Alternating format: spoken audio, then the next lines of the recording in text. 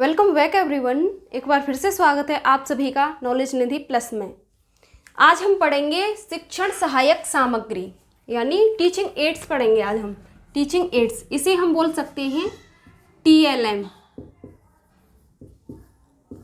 Teaching learning material. ठीक, जैसे हम कह सकते हैं हिंदी में शिक्षण सहायक सामग्री।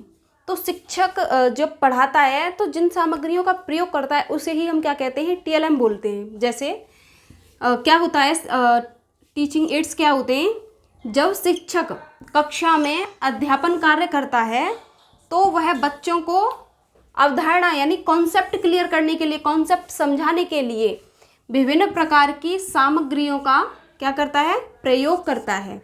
वही सामग्री क्या कहलाएंगी, टीएलएम। जैसे आपका श्यामपट्ट है जिसे हम ब्लैक बोर्ड बोलते हैं, आपकी पाठ्य पुस्तक, चार्ट, मैप, चित्र, फ्लैश कार्ड, लेंस, कंप्यूटर, समाचार पत्र इत्यादि, ये सब क्या है, ये हमारे टीएलएम है। इन सामग्रियों को ही हम क्या कहते हैं, शिक्षण सहायक सामग्री कहते हैं। तो शिक्षण सहायक सामग्री क्या होती है, टीचिंग लर्निंग मटेरियल क्या होते हैं, जिनको अध्यापक शिक्षण कराते समय जिन सामग्रियों का प्रयोग करता है वही हमारे टीएलएम कहलाते हैं। और टीएलएम हमें बहुत सहायता देते हैं किसी भी कॉन्सेप्ट को समझाने में। ठीक, आगे बात करेंगे।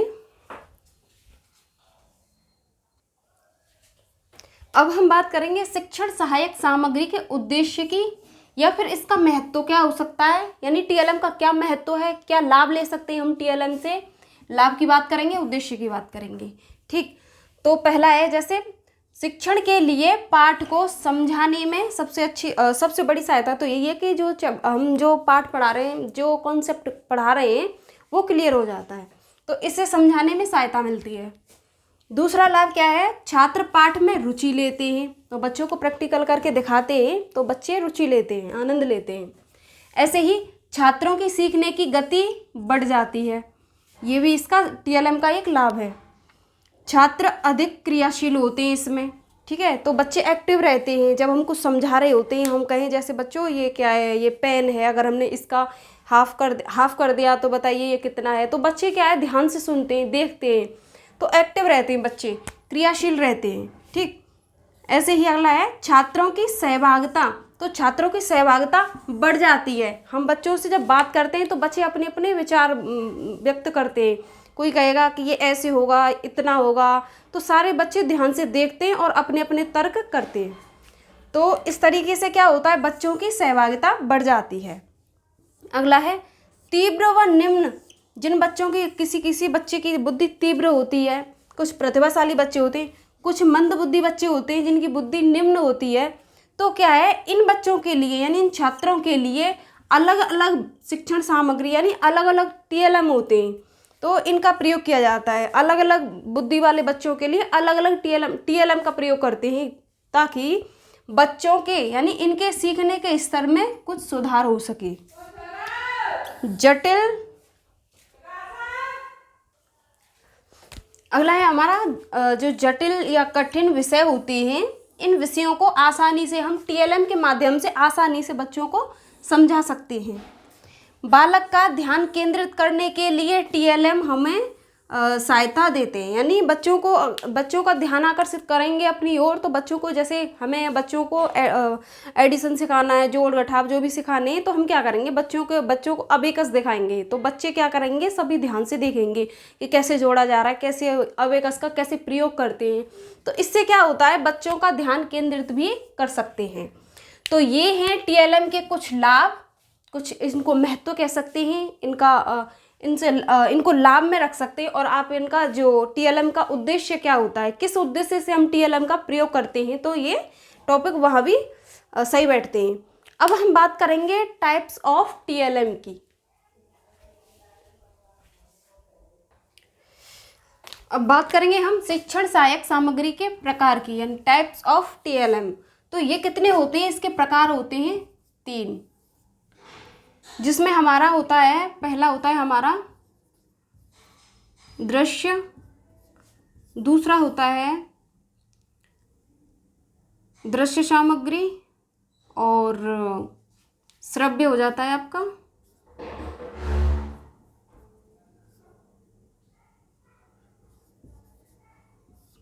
श्रव्य, और तीसरा हो जाता है आपका दृश्य श्रव्य। तो दृश्य सामग्री क्या होता है, यानी दृश्य सामग्री होती है जिसे हम देखकर, बच्चों को दिखाकर और बच्चों को कॉन्सेप्ट क्लियर करते हैं, यानी बच्चों को दिखाकर सिखाते हैं। श्रव्य क्या होता है, जिससे बच्चा सुनकर सीखता है। और दृश्य श्रव्य क्या होता है, ये होता है बच्चों को दिखाया भी जाए और सुनाया भी जाए। ठीक, तो ये हो जाता है विजुअल, ये हो जाता है आपका ऑडियल, और ये दृश्य ऑडियो विजुअल हो जाता है। ये ऑडियो हो जाता है, ये विजुअल होता है, ये ऑडियो होता है, और ये ऑडियो विजुअल होता है। ठीक, तो हम समझेंगे।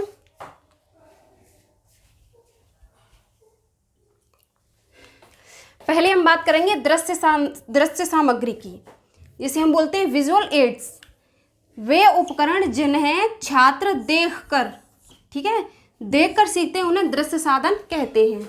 जैसे श्यामपट्ट, चार्ट पेपर, निर्देशन बोर्ड, कहानी चित्रण, कहानी का चित्र बनाकर दे देते हैं, बच्चों को दिखाया जाता है, बच्चे समझ जाते हैं कि ये किस कहानी का वर्णन है। इस चित्रों के माध्यम से बच्चे समझ पाते हैं।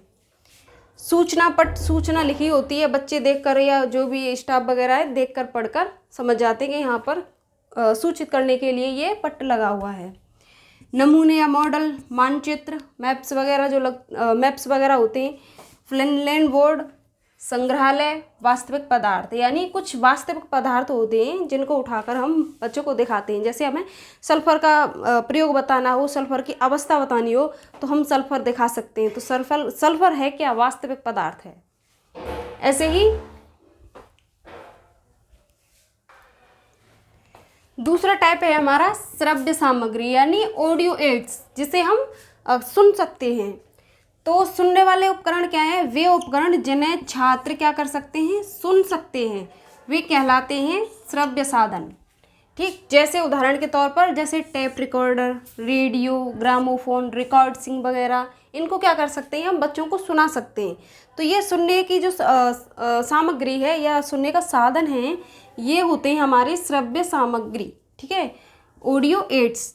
ठीक, और तीसरा है हमारा श्रव्य दृश्य साधन, यानी जिनको सुना भी जा सके और देखा भी जा सके, एक ही साथ सुन भी सकें और देख भी सकें, जिसे हम कह सकते हैं ऑडियो विजुअल एड्स।